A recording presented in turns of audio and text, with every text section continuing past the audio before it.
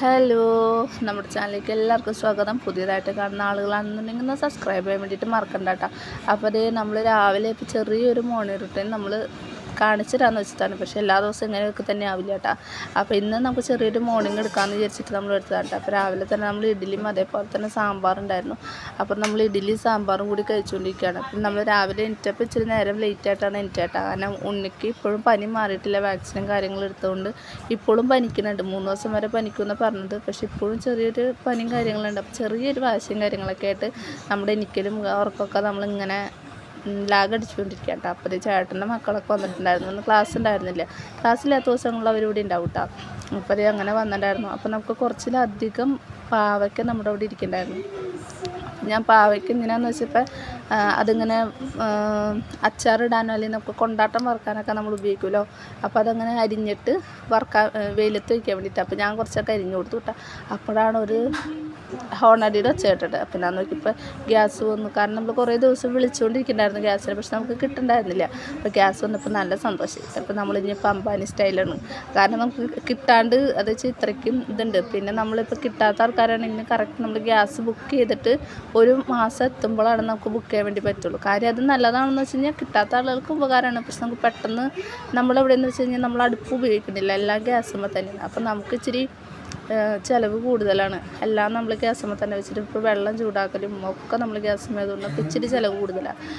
അപ്പോൾ അത് കാരണം നമ്മളെ സംബന്ധിച്ചിടത്തോളം നമുക്ക് ഇച്ചിരി ഇതുണ്ടായിരുന്നു. ഇനി വിറകൊക്കെ അന്വേഷിച്ച് പോകേണ്ട വരുമോ. നമുക്കിവിടെ അടുപ്പ് കൂട്ടാനായിട്ടുള്ള സ്ഥലവും ഇല്ല. പിന്നെ നമുക്ക് ബാത്റൂമിൻ്റെ അവിടെയാണ് നമ്മൾ ഇച്ചിരി അടുപ്പ് കൂട്ടിയിട്ട് നമ്മൾ അവിടെയാണ് ചൂടുവെള്ളം വെച്ചുകൊണ്ടിരുന്നത്, കുളിക്കാൻ വേണ്ടി മാത്രം കേട്ടോ. അപ്പോൾ നമുക്കതൊരു ബുദ്ധിമുട്ടായിട്ട് ഇങ്ങനെ നോക്കി നിൽക്കൊണ്ടിരിക്കുമ്പോഴാണ് നമ്മുടെ ഗ്യാസിൻ്റെ വരവ്. അപ്പോൾ വളരെയധികം സന്തോഷമായി ഗ്യാസ് വന്നപ്പോൾ കേട്ടോ.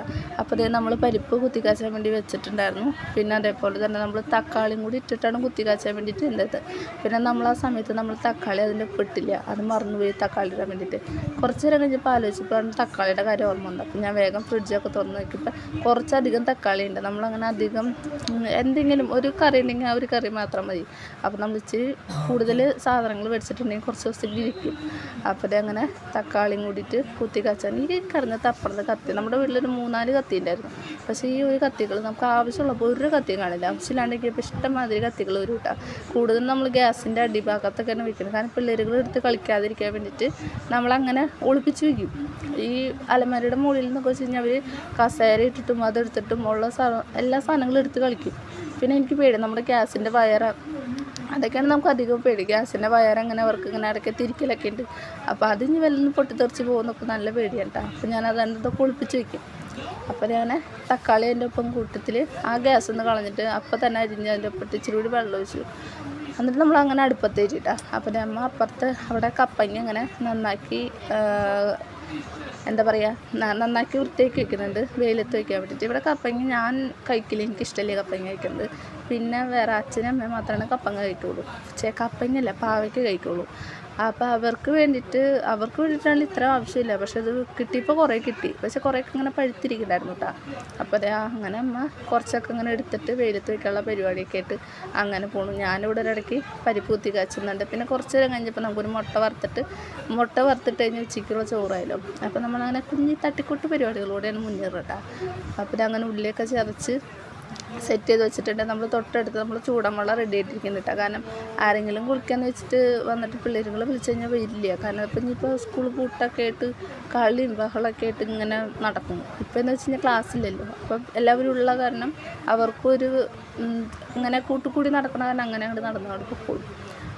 അതിനുശേഷം നമ്മൾ തന്നെ പോയി അമ്മ അവിടെ പാവയ്ക്ക വെയിലത്ത് വയ്ക്കാനാന്ന് പറഞ്ഞിട്ടുണ്ടായിരുന്നല്ലോ. അപ്പോൾ അത് ഉപ്പും മഞ്ഞൾപ്പൊടി മുളക് പൊടിയൊക്കെ ഇട്ടിട്ട് ഇങ്ങനെ പെരട്ടി വെയിലത്ത് വയ്ക്കാനുള്ള പരിപാടി ഉണ്ടെന്ന് നോക്കണം കേട്ടോ. അപ്പം എൻ്റെ അരിഭാഗത്തുള്ള സംഭവങ്ങൾ നോക്കണ്ട, വൃത്തിയാക്കാതിരിക്കുന്നത് നോക്കണ്ട.